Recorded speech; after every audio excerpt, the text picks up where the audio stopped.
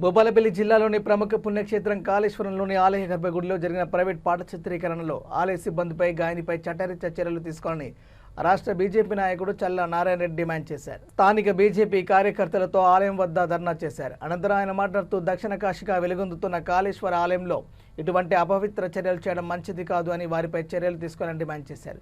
ఆలయంలో తగిన సిబ్బందిని పూర్తి స్థాయి కార్యనిర్వహణాధికారిని నియమించాలని ఆయన డిమాండ్ చేశారు.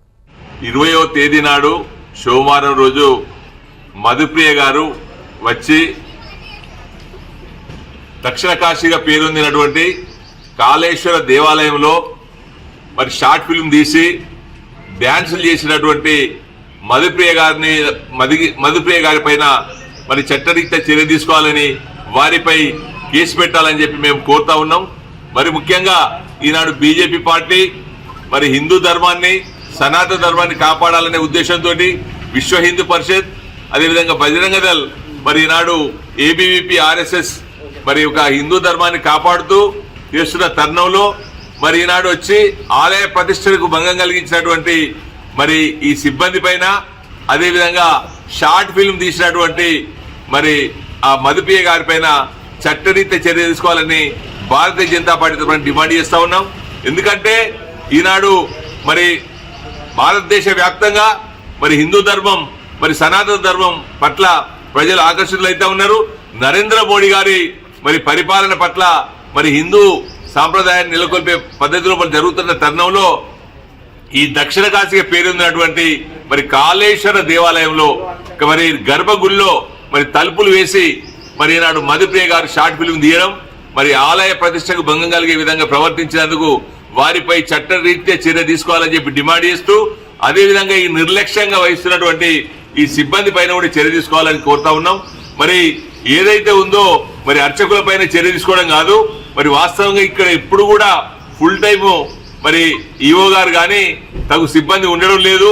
కేవలం మరి ఇక్కడ ఉన్నటువంటి ఆ కింది స్థాయి ఉద్యోగులతోటే నడుస్తూ ఉన్నది కనుక ఇక్కడ ఉండైన ఈ కాంగ్రెస్ ప్రభుత్వం పూర్తి స్థాయిగా ఇక్కడ ఈఓ అదేవిధంగా తగు సిబ్బంది ఉండి మరి పటిష్టంగా ఉండి దేవాలయ ప్రతిష్టను కాపాడే విధంగా మరి ప్రవర్తించాలని చెప్పి మరి చర్యలు తీసుకోవాలని చెప్పి కాంగ్రెస్ పార్టీ డిమాండ్ చేస్తా ఉన్నాం బీజేపీ పార్టీ తరఫున.